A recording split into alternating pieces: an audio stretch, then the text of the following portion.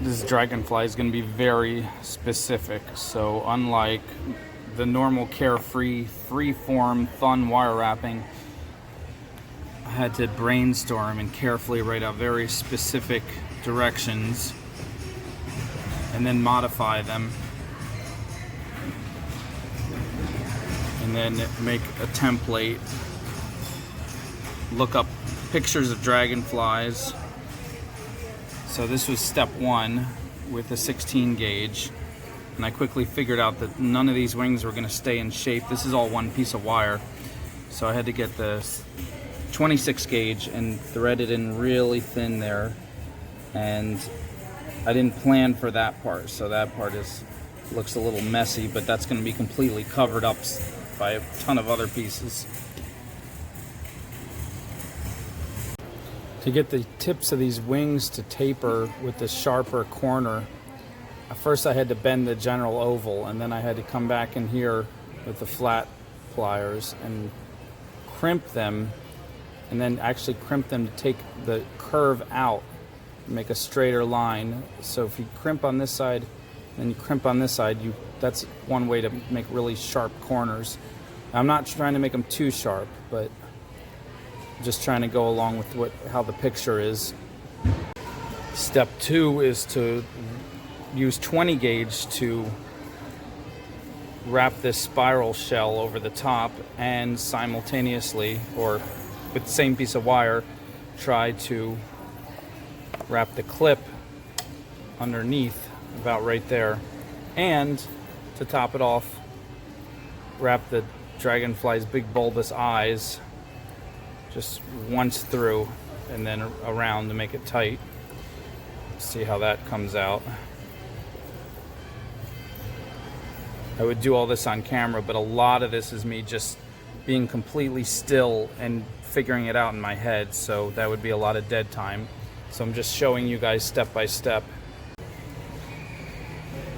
So far, the crevices in this spiral stone make it nice. I can just follow the same crevices with the wire. This shell. So far so good. I got it threaded through the wing part once, and I'm coming up, and then I'm going to try to get the hair clip right about there as I'm coming around. This is proving to be very tricky. In the future I would use 22 or 24 gauge. This 20 gauge is just not flexible enough to get in all the twists and turns and then pull real tight. I'm finding I have to like really push it and crimp it from 17 different directions while I hold all three pieces in place that keep sliding around. But I'm really happy with the progress that's coming so far. I got the shell and the clip right where I want them, but again, I would do this with 26 gauge, I think. Just 16 for the base and 26 for all the threading. This in-between stuff, I thought it looked good on the spiral, but it's just not worth it. The amount of almost mangling, I had to be careful not to make a crimp so sharp that it would break. The amount of like rolling and rolling and rolling I had to do to get it threaded tight enough through here is just, it wasn't the right gauge. But no one will know. This will be underneath, and it'll hold very strong now, so live and learn. Okay, so I got this far. She wants these 4 pieces of amber, one in each part of the wing, which is fine because this silver clip she picked is just blah. It has to be covered, and it's not going to be covered. So what I have to do is distract you from seeing it by making as much of a tapestry of this thin 26 gauge in each wing as I can. So right now I'm just coming through here, and I'm just trying to layer it with as many cross pieces going every which way and pulling them as tight as I can. And then I'm going to go back and crimp every single one, because that'll give it I think it'll give it a real effect of like an insect wing. So we'll see how that goes. It's always a risk when you let the customer design it too much, who's never worked with any of this stuff before, and you can already sense that they're doing stuff that is going to make it much more difficult to make it the way you know will come out good. but this woman was like super enthused, and she was just like full force. I couldn't deter her at all. So this is what we're gonna do. I'm not a wire weaver, so as much as this isn't really hard, like thinking wise, I'm going very slow with this. So I'm basically just trying to make this tapestry, and then I came in and crimped it. Kind of liked it better before I crimped it, but I felt like the crimping would make it look more like a insect wing. Now I'm kind of going back and forth. I think it looks good either way, different reasons, but anyway, I'm just basically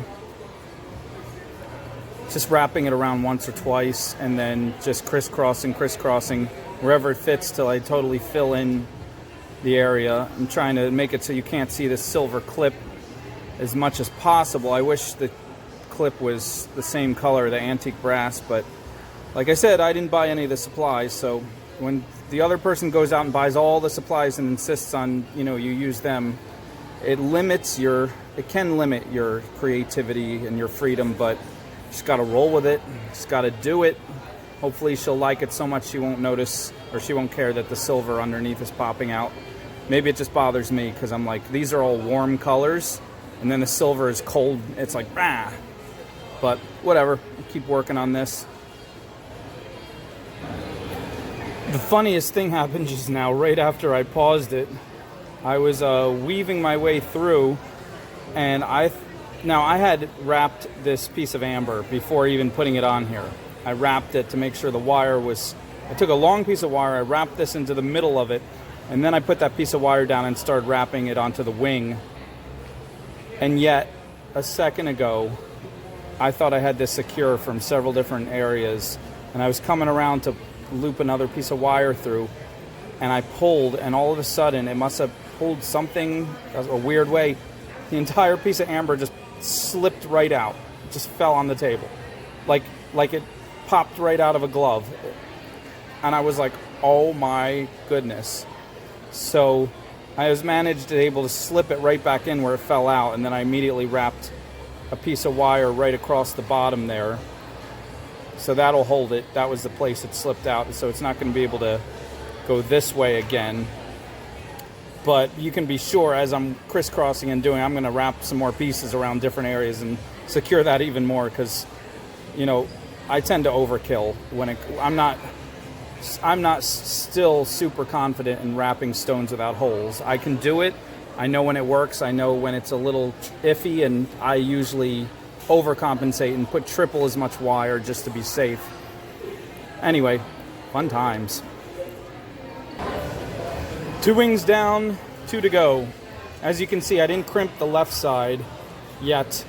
The right side is crimped. I think I really like it better uncrimped. I like that tapestry. So I'm going to go back and try to uncrimp most of these.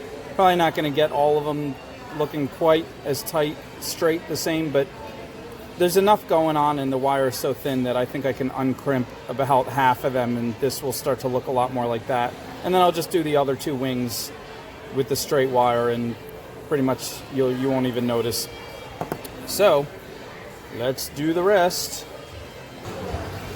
After doing this, I'd really like to make my own version of a dragonfly with all beads that have holes, so I can put a lot more emphasis into making the wire look pretty.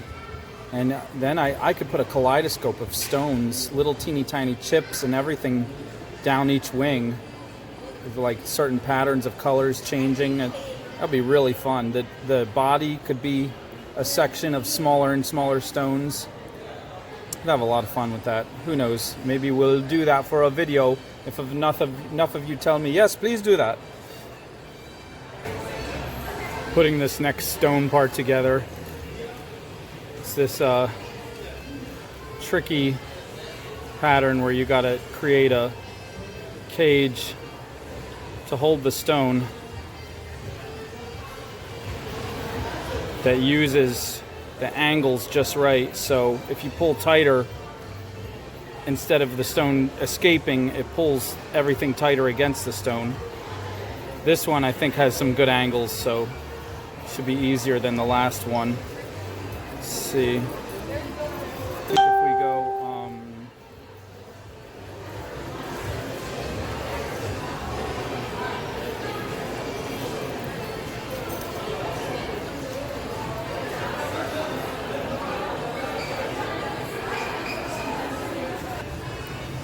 So we'll come around here and that should finish it.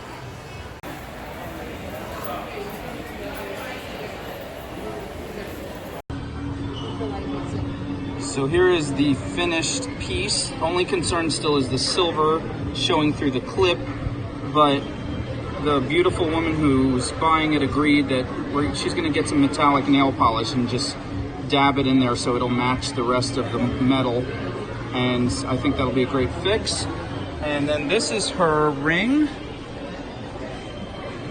that goes with it, and at the last minute, this is the bracelet from before, and at the last minute she had an idea for another bracelet that goes with her entire set, so she's going to have the most complete matching set of any person, probably be the envy of the entire event.